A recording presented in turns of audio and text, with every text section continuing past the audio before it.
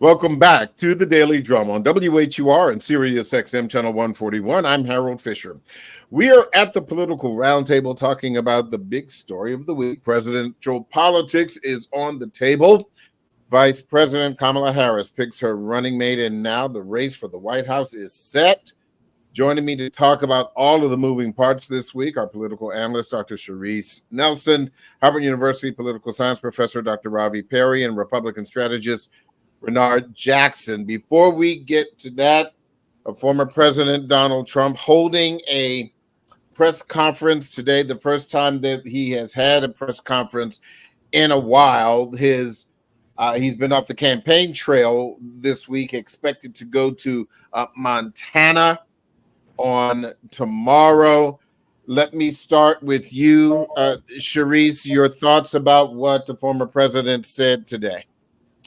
Unfortunately, Harold, we see more and more doubling down on, I believe, misogynist rhetoric, right?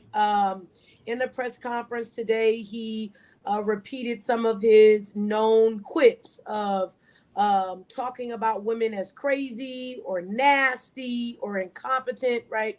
Those are all bells that ring of misogyny. When it comes to a Black woman, we're very clear, and a woman of color, right, that because she's South Asian, we are very clear about the fact that Donald Trump has been adroit at trying to use misogynoir to get people very to not trust the ability of this woman of color to not only make her own decisions as far as choosing a running mate, but her inability to actually lead the country. And so today, what I saw in the press conference was more of the same, and that's red meat to his base, and that's great. But if he cannot find a way to win some of these independents, he will not be able to get this over the finish line. Renard, your thoughts about the speech? Well, I think I didn't have a problem with the speech. If Trump does what he's doing as we speak with this press conference and stays strictly on the issues, I've told people that the Democrats cannot win in November, but Trump can lose. And if Trump, because you can't explain away the issues on illegal immigration, on this whole transsexual stuff, on government spending, on the Green New Deal, those four issues there, if Trump gets hits those issues every day, repeated every daggone day, the Democrats cannot win on issue. Well, he did, in the beginning of the speech, he did start to talk about the issues. He sounded almost like a traditional politician because he started to really talk about these issues. But then Ravi, he went back to the same person that we know him to be, the name calling, some of the bluster and the like. Is it that he just, at least in that particular respect, can't help himself? I mean, people are who they are. They don't change. He's been this way since he's been in public record since the 70s. We all learned about him because, of course, he was discriminated against Black women to rent in apartment homes in New York. And, the rest is, so-called history, or rather infamous history. I want to also correct the record. Transsexuals is just a rather outdated and unacceptable term in today's politics. What we're talking about are human beings who have citizen rights like everybody else. And who seek the government to have redress of their wrongs. And particularly Black women, Black trans women are some of the most victims of hate crimes in America, often perpetrated by homophobes and people who sadly have been buying the lie that somehow Democrats are out here to tell your children that they can go get hormones in a fourth grade classroom. That is not what's happening, not anywhere. And the reality is diversity is our strength. So whether we're talking about religion, we're talking about national origin or height or age, to try to split hairs and suggest that, oh, we should only be interested in people running for president of the United States of America if they only care about, the so-called straights. Well, how does that reflect, when we're talking about, I don't know, the founding of our Constitution and our country, that dare to suggest that we should fight for the ideal that everyone should be, in fact, created equal. They should be respected in terms of having had inalienable rights. In other words, their humanity should be respected. And to have a politician, Donald Trump, and my home state senator, J.D. Vance, using this really, which is radicalized language, to denigrate and separate people simply that they don't agree with, is, first of all, not working. It's not expanding their base. And it actually has, in some ways, particularly in certain areas, I think suburban areas, has turned many women and white women voters away from the Republican Party. And so that all that rhetoric does is bring home the Harris and Waltz train a little bit faster. Let me bring this to your attention, and also during his speech, one of the other things he was complaining about is reporting about the size of crowds, particularly as it relates to, Detroit. We know that Donald Trump has always kind of been obsessed with the optics of crowd size, and we know that when he held the same kind of rally in I believe it was Georgia, the crowd size was definitely not as large. We've seen the pictures. The upper gallery was empty. In the same vein, when Kamala Harris had hers, it was certainly packed. There is also the issue that has come up about Amber Rose saying that Kamala Harris used Megan Thee Stallion to pander to Black people. Sharice, what's going on here? Is this the pot calling the kettle black when it comes to Amber Rose and the Megan Thee Stallion thing? Is that important? Absolutely, it's not important. How about we focus on the fact that Mayor Dinkins showed up? Let's focus on the fact that Raphael Warnock showed up. Let's focus on the fact that John Ossoff showed up. Let's also recognize that in the 13th colony of these yet United States, we had a Black religious reverend, right? We had a Black reverend and a Jewish man that are all supporting this ticket, this woman, that we have an entertainer, right, that has decided to come on the same way entertainers have supported candidates for the GOP, like we saw at the convention with Hulk Hogan and Amber Rose, right? And so this is this is a non-starter to me, because what we're really discussing and what the real issue is that the Republicans were hoping that the Democratic Party was going to be so disjointed and without any level of enthusiasm and apathy that their strong base was going to be able to get them over the finish line in November. And now that is severely threatened. And that is severely threatened not just by the crowd sizes in Georgia or in Atlanta. It is threatened because Trump cannot stay to the issues. He attacks, he cannot stop the name calling, right? Because he got to that same rally in Georgia and then talked about Brian Kemp, who is beloved in many ways in Georgia, right? So so Trump's devolution, or him and J.D. Vance's devolution, has everything to do with they have no chemistry, which is very obvious when you see them in person. There is no level of excitement about their message, and now with the addition of Tim Walz and all of the diversity he adds to the ticket, this is no longer a Black ticket or a South Asian ticket. This is now an American ticket, because everybody in America can now look inside of these two candidates and see themselves. Reynard.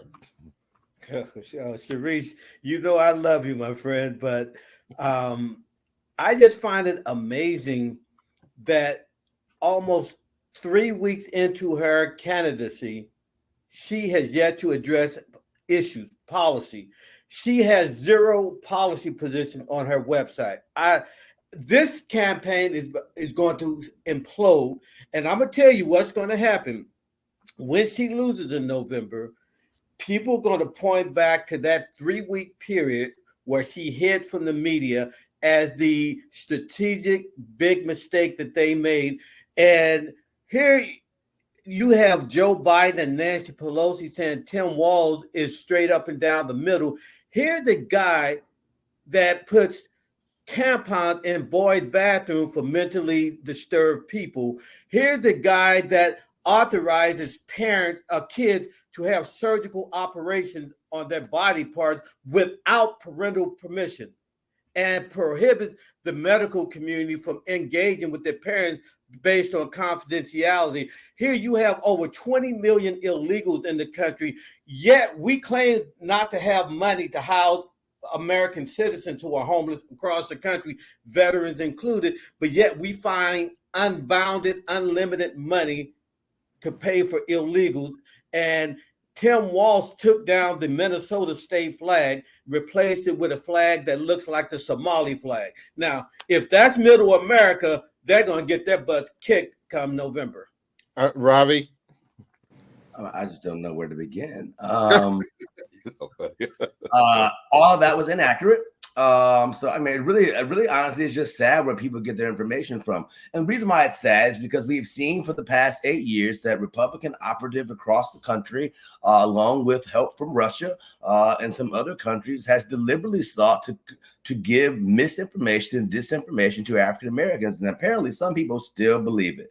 And that's really just sad for me from an educator point of view. This isn't a partisan debate. This is a factual debate. And all of the so-called rhetoric we just heard was all factually inaccurate. You can go to the governor of Minnesota's website. You can see his policies. And that was a gross mischaracterization. It's also kind of rude to call human beings illegals as if somehow, we become legal or illegal based on what border we cross. I don't know what God you worship, but it doesn't really sound like something that a so-called Christian God would support, that allegedly most of the Republicans, the evangelicals, claim to exhort on Sundays. This is a repetitive frame about, you look at these issues over here, and then, let's talk about these issues over here. And we're going to hope that you don't actually realize that Republicans haven't done a darn thing for the homeless, haven't done a darn thing for the poor, have done nothing to ensure that people who are in urban cities have opportunities to advance. And yet, so somehow we're supposed to create a zero-sum game between so-called, brown people south of our border traveling hundreds of miles across countries with children on their back, pleading to be, kept alive as they're swimming through the Rio Grande River. We should just say, screw them, leave them in the river. God love America. Yep. That's the rhetoric we want. But, good luck with St. Peter on Sunday when that judgment day comes. That's certainly not the country. Because the Bible says your obligation is to take care of your family first. The Bible says. Well, let's not evoke the Bible. Let's not evoke the Bible here. Let's be very clear that there was a piece of legislation in the Congress that the GOP walked away from at Trump's bidding, because Trump made it very clear to the Speaker of the House, who happens to be from the state of Louisiana, where I am a resident, that if that piece of legislation got over the finish line, it was going to help Democrats in November. So let's be very clear, Reynard. We don't even got to get to evoking the Bible. We can deal with the fact that the GOP walked away from a deal and a broken immigration system that has been broken for over 50 years. We have heard time and time again that we need some level of legislation to rewrite this immigration policy. If we want to talk about facts, those are the facts, because our immigration policy is based upon an understanding of the world from the 1960s that in many ways the GOP wants to take us back to. So if we want to be clear on something, let's stay to the facts and not dive into the Bible. And this is the First Lady saying, let's not dive into the Bible. So let me be very clear that we want to stay to the issues, and the GOP walked away from a piece of legislation that could have in many ways eliminated a lot of the border crossings that we're seeing. I got to take a break. We're going to continue this on the other side. The original Quiet Storm is next on WHUR. I'm Harold Fisher. This conversation continues on Sirius XM channel 141 in just a few seconds. Welcome back to the Daily Drum on Sirius XM channel 141. I'm Harold Fisher. We continue our conversation at the Political Roundtable as we break down the race for the White House. My guests are political analyst Dr. Sharice Nelson, Harvard University political science professor Dr. Ravi Perry, and Republican strategist Raynard Jackson. Before the break, there was a discussion about immigration policies. Raynard, I'll let you respond before we move on to yet another topic regarding this race for the White House. Raynard, go right ahead. Yeah, there's been a lot of crazy talk on this illegal immigration bill that was blocked in the House. That bill would allow 5,000 illegals per day. And Ravi, the term illegal is actually a statutory legal term. It's actually in the statute. So when I call them illegal, I'm using the exact language in the law. So it's not like I'm casting aspersions on them. That's actually written in the law. And so I just find it amazing that we are not taking care of our own citizens. And yet somehow, I remember, Harold, last year or 2 years ago, Greg Meeks, who was then chairman of the Foreign Relations Committee of the House when they were in control, he had just come back from Ukraine. He comes back to his office in New York. This guy is crying tears like a hurricane because of what he said. He saw the abuses going on in Ukraine. Yet, right in his congressional district, blacks are being murdered every day, and he is yet to shed a tear. I'm just confused by this false sense of outrage when it comes to foreigner, but we cannot muster up any money and compassion for our own citizens. Let me just say this before we move on. As we know, and I think this is to Sharice's point, that Oklahoma Senator James Langford, worked day and night. You want to talk about somebody who was trying to get blood from a turnip, and he did on that bill, and he was not happy when it got trashed. He was not happy at all. No matter what your politics have to be, you have to give Langford credit for trying to get something done. And no matter what you think about it, whether it was adequate or inadequate, the bottom line is there were a lot of Republicans who were supporting it until Trump said trash it because of politics and not because of policy. But anyway, let's move on. One of the other things, and I'm going to start with you, Raynard, because I don't know whether or not you've heard about this. But probably so far, one of the kind of most disturbing things I've heard when you talk about criticism, and this goes back to the whole celebrity thing, Judge Joe Brown coming out in an interview calling Kamala Harris lazy, a piece of blank. He called her an old hoe. He talked about her moving up because she raised her skirt. And there were some other things there that I am still even reticent to repeat. And I must admit, this is some of the most disturbing, sexist, misogynistic criticism about this. What are your thoughts about that, Raynard? You talked about policy, and yet we see high-profile people who are coming out and trying to steal, the spotlight with these kinds of visceral criticisms. Well, unfortunately, it's a reflection of the social media society which we live in, and as you all agree, I'm sure this happens on both sides. Now, again, and sounding like a broken record, I don't think we need to go to those ad hominem attacks, because I think on substantive issue, there's more than enough to defeat the Democratic ticket on point. We don't need to go to all this stuff, but for social media, it's good for clickbait. But I'm not one who subscribes to that. And I have told Trump and the campaign recently, if they continue down this road, we're going to lose. They stay on point, on substance, on issue. there is no way the Democrats can win. Do you think, Reynard, that as the Speaker of the House said a couple of weeks ago, that we need to stay away from attacks based on race, that there should be other prominent Republicans who should denounce Judge Joe Brown's comments? Well, here's what I say on that issue, Harold, is do you want to be right or do you want to win? For example, a lot of the things Trump brought up at the NABJ conference about Harris's identity factually was accurate, but is that going to help you win? So you can win.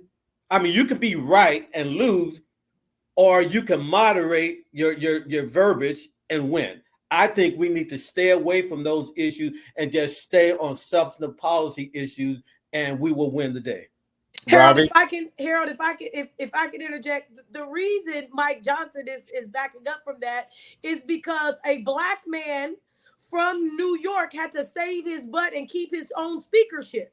Let's be clear. The reason Mike Johnson is hopping out real quick as the Speaker of the House is because Republicans have not been able to govern, and their inability to be able to govern is what got Mike Johnson in the spot to become Speaker to begin with. So now Mike Johnson is saying we need to leave race out of it because the same black folks that they're now talking about are the same black folks that saved his ability to be Speaker of the House of Representatives. So when we're talking about race, you said in the previous comment, the pot calling the kettle black. It is very interesting to me several times over when black folks are doing your bidding and black folks can help you. Let's not talk about race, but when black folks can then hurt you with the subject of race, well, let's amplify it to our benefit. Which one? You choose one or the other.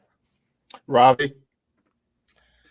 Oh gosh. Come on, Robbie, we're not that bad, man. Let me just say, if nothing else, I always look forward to Robbie's expressions of exasperation.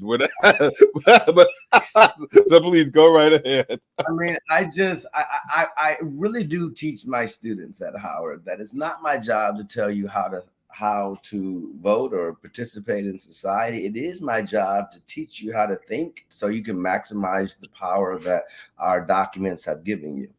And any participation in this election, if you're African American or a person of African descent, a person of mixed race heritage in America, person of some other than white male rich status, then there's one party that clearly has a record of 50 years of policies. This year we celebrate 60 years, really commemorate rather 60 years since the partisan realignment in 1964. The very parties today exist as they do because of civil rights. In 1964, the Republican Party became the party we know of today because they decided to run a presidential campaign anti-civil rights, point blank clear. And Democrats decided we ain't gonna do that. And really, for all intents and purposes, the parties have been structurally the same since then. And which is why it's always baffling when we see people of color use talking points and misconstrue them as facts. You are welcome, Reynard, to come to my class. It starts in about 2 weeks. I'll be glad to have you sit in because I think that all of us have a responsibility to constantly be exposed to education throughout our whole life. Life should be a love of learning, and I say that because elections are usually when people start to pay attention to stuff that they weren't been paying attention to. They're too busy living their lives, making ends meet. And now, just about now, in August, September, folks start to turn the light on and be like, okay, well, what's happening here?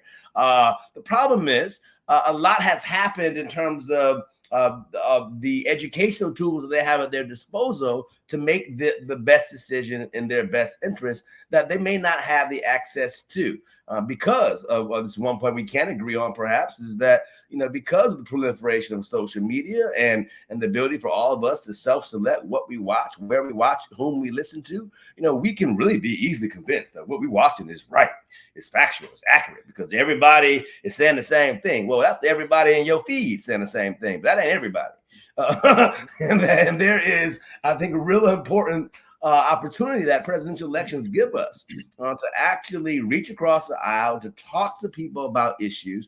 And when you actually are talking about issues, I just did this myself, walking around getting petitions for office here in DC this week. It's very interesting. When you walk around and talk to people, regardless of what they may believe, but you treat them with respect, you can actually get folks to not only listen to you, but to at least understand, even if they disagree. We sadly live in a society now where that understanding line isn't really happening. Because everyone's talking past each other, not at each other, not looking each other in the eye, and not really respecting the other person's opinion. Let's be honest, there is an actual thread of facts. No one here is, trying to, ride home on the horse of the Democratic or the Republican Party. They ain't paying our bills, Right. But to be clear, it is factually accurate that since 1964, there's been one party in a two-party system that has done more substantively via legislation with results to back it up for African Americans, the persons of African descent and mixed race heritage. And, for us to claim that Trump going at the NABJ, which first of all, I should never been invited. That's another conversation another day. But whatever. To go there and try to decry mixed race heritage as though it's a bad thing. He clearly hasn't looked at the data, which is interesting because most of the Republican arguments are all really about today trying to beat the train toward the browning of America, which is, on the way. It's like, it's like happening tomorrow almost. And, they are trying to have a resurgence of kind of white male power and interest, as you see represented in the Trump-Vance ticket. Vance is from my home state of Ohio. No one likes him. Look at his approval ratings. Very, very few people who are independents like him, and you can't name anything substantively he's done in office. He's younger than me. I've been in Ohio a native longer than he has, and I've lived in Ohio longer than he has. He spent 20 years, living in Silicon Valley doing work, for corporations, making business interests happy at the expense of the average everyday consumer. And this is important because we have a choice in an election. Elections are always about choices. We can choose to denigrate each other and to misconstrue the past and to deny our own beautiful, whatever diverse heritages we may have that make us human beings and Americans. Or we can choose to band together and come together, even when we may be discontent from time to time, what that party does in our best interest. One option serves our, another option steps all over them. So, Therese, let me ask you this, because Ravi made this point, and we can talk about JD Vance also, because I think this is a thing that is so important, and more broadly, some of the things that we've heard from the Trump campaign, not just this time, but we've heard it in the past. And Kamala Harris's running mate Tim Walz even made these comments where the Trump campaign will often talk about people who are elitists. Okay, you can debate. Wow, Trump is an elite. Yeah, that's that's kind of where I'm going. You can debate how much money Trump makes, but the foundation is he lives in a gated community in Mar-a-Lago, and I'm talking about even before he was president, he kept elite company. Okay, Harold, you're being careful, and I appreciate that. But because I'm saying, for him to lead for Black folks is bougie. You can't talk about elitism when you have a building in the middle of Manhattan that has your name on it, or used to, or in many ways was found fraudulent about how you were able to maintain said buildings and holdings in the state because of your shady practices in how you file taxes inside of the state of New York. Let me say this. You can be elite. The only way that the only way that type of lawsuit is even levied against you, Harold, is if you're in elite status. So what I'm saying is that it's not a question about if he is elite or not. The question really is why is he so attached to a populist message while he's sitting in elite status? Well, yeah, I mean, I think that's my question, because JD Vance went to Yale, okay, but yeah, you know, and that's and I guess I'm, I can answer the question for you very easily. easily. I guess here's my question, and I'm trying to help myself formulate this. President Obama went to Ivy League, okay? JD Vance went to Ivy League. Why not just own your successes, okay? No matter what party. Why not? Okay, you own your successes. Kamala Harris went to Howard University. She went to the Mecca. Okay, now she went to the real HU. Shade to the Hampton folks. Okay, I went to Morgan. I'm good with that. I raised the banner. My point is, why? How can a JD Vance, barely or not, Dr. Perry, why say that you're not who you are? Because it works. First of all, I don't know why Republicans have this fascination of C students in Ivy Leagues and elite schools. I mean, President Bush, President Trump, all these folks that were elite but barely graduated from the school, for the record. I think that's important because what it says is that they certainly did not go there to learn. These are people who have every silver spoon in their mouth, and you still can't. I mean, it really is. There was a whole report last month on how great inflation at Yale. Everyone knows this. I went to, for the record, I went to Michigan. I went to Brown. So, elite schools.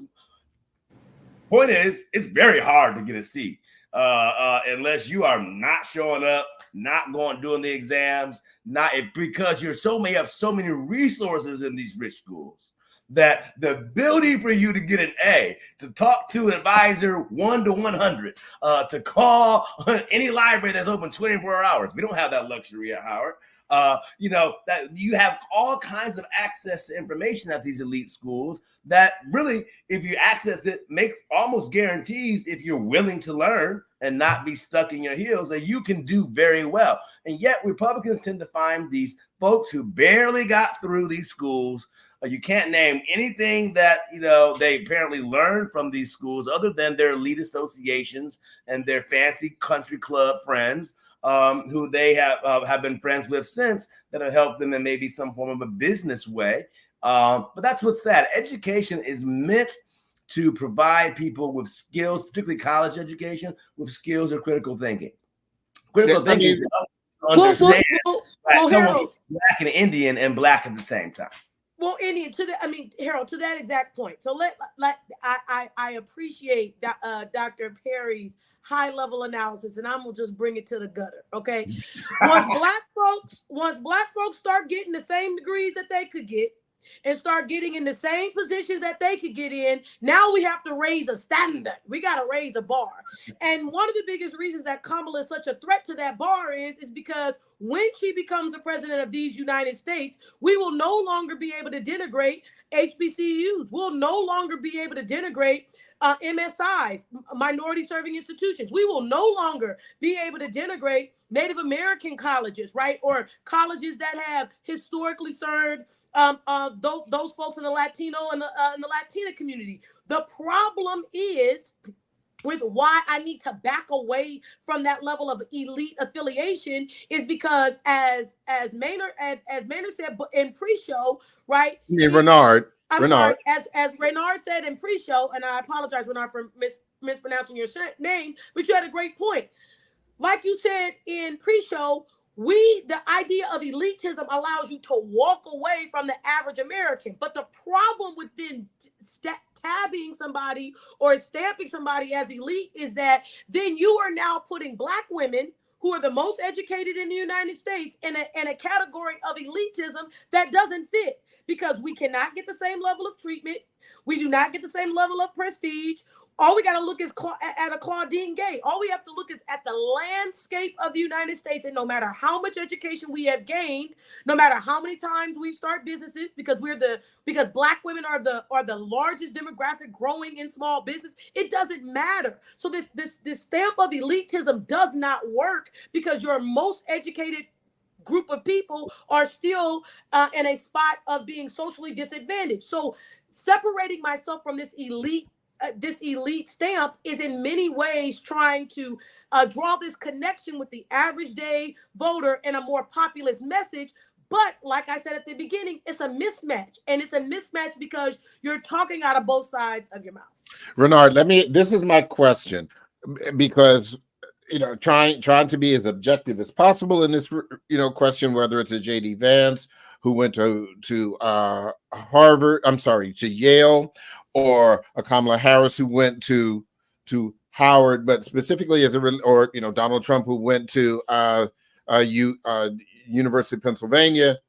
My question to you, Reynard, is why can't the Republicans say, in the case of a JD Vance, I went to Yale, you can too if you want to, or if you don't want to. College may not be for everyone, but I was able to get there, you can too, or there are other opportunities, instead of discounting his own achievement and saying, yeah, I went to Yale, but that's not really who I am.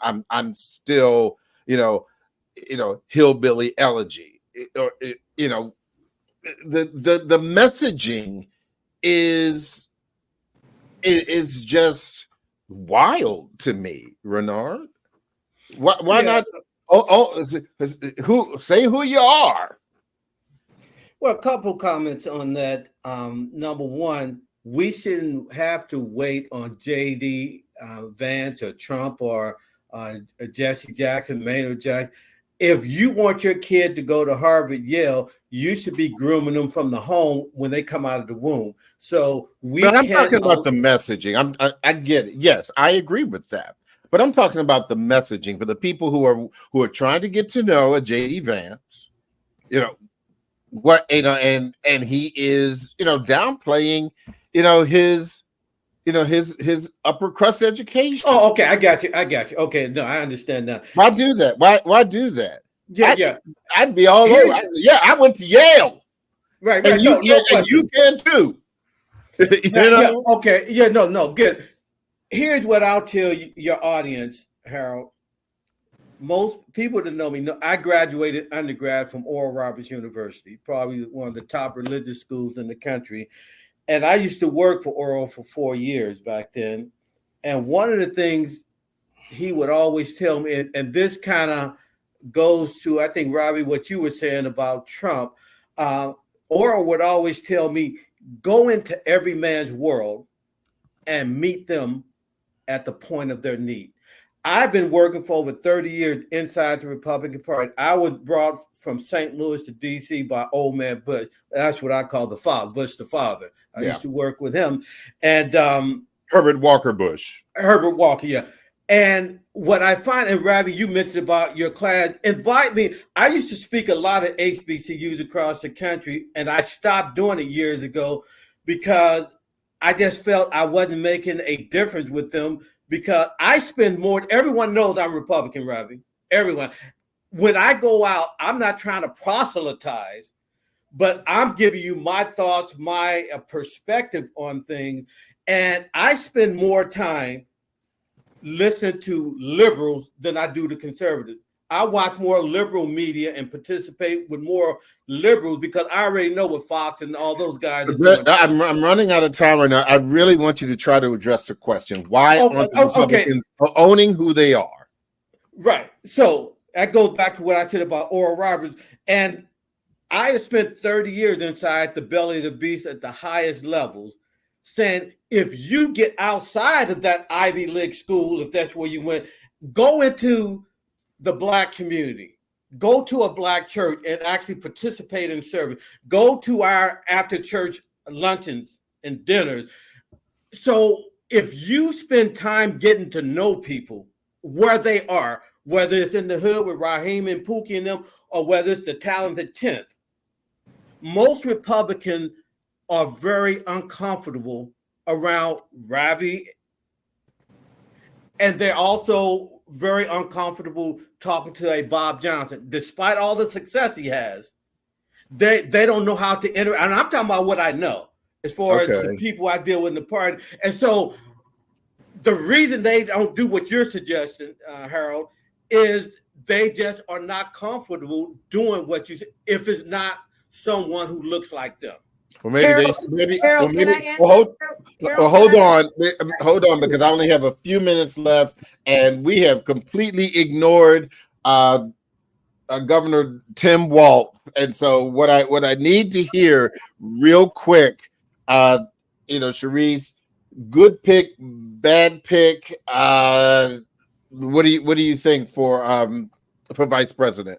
So very quickly here, they deny who they are, because then they marry someone of another racial category and then have to deny that they actually married them or they have biracial kids.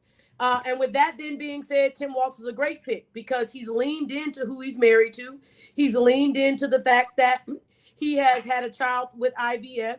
He has leaned into his identity as a football coach, as a dad, as a governor of a state that had a lot of racial tensions after the death of George Floyd, the use of Keith Ellison, a former CBC member, right? Chauvin. So when we want to ask me, was it a good pick? It was an excellent pick. And it then removes the conversation about the Jewish nature of Josh Shapiro. Okay, Ravi, real quick. Good pick, bad pick. Your thoughts? Great pick. Surprising. I got a bias. I'm from Ohio, so there's that. I also, am a fan of public education. My parents taught in it for their whole careers. My undergraduate degrees from public university. He went to Minnesota State, Monaco. Yep. And so that's really important. I think, just like we have in President Biden's background, to have have people who understand public education. I think it's very central, particularly if we're going to do like more states like Michigan did, where they now allow anyone who graduates anywhere in Michigan to go to community college for 2 years for free in the region in which they graduated. That's where we need to go as a country. We're actually going to get past crosstalk and debates and actually get home to issues. And yeah, it's going to be disruptive. Some folks are going to change parties. We might see a change in the party system if we participate aggressively enough. That actually is what democracy is about, and we will only understand it better by seeing more candidates like Walz, who tap into the genuine honesty of their lived experience without having to lie, hem and haw, and hide behind the veil of their background, because that doesn't sit well with their voters. The reason why Republicans, which by the way isn't usually the case, because I'm really great at talking with anybody, the reason why you might propose that Republicans have a hard time with me is actually I'm agreeing with you, Renard, is because of my race. Why is that a problem? Why are you afraid? I used to, in high school, wear shirts that said, "Danger, educated black man." Why is that a concern for y'all? Like, that should not be a shirt. But, if you go, it can go all the way back to slavery. What you used to have is a black man who's doing nothing but what you tell them to do for no money, with all kind of brute chattel abuses as associated with that. So when you see black folks, what you think is living high in the hog, which is really only living paycheck to paycheck, if that, and taking advantage of opportunities finally given unearned after 300 years of not getting any of them, and you see that as an affront, as an attack, as something you can't get with, then you really are misunderstanding the beauty of America. Even Ronald Reagan said it. What's great about America is that everyone can become American. And that means that everyone really does have the shot here. Yes, Renard, including those folks south of our border that you sadly refer to as illegals, simply because the document does. Well, let me say this before we go, because again, the big issue, of course, that there has been an agreement between the Trump and Harris camp for an ABC News hosted debate on September 10th. So we are certainly going to be continuing. No, that's been moved, Harold. That's been moved to the 25th. Okay, right now the latest Associated Press news is that at least one has been. That's the 25th. Trump said that at the press conference today at the top of it, 3 Yes. debates. Yeah, but like I said, this is new that Harris has agreed to September 10th. Okay, I guess. All right. I got to go, guys. Out of time. Thank you all so much. That is the Daily Drum for this Thursday, August 8th. I'm Harold Fisher.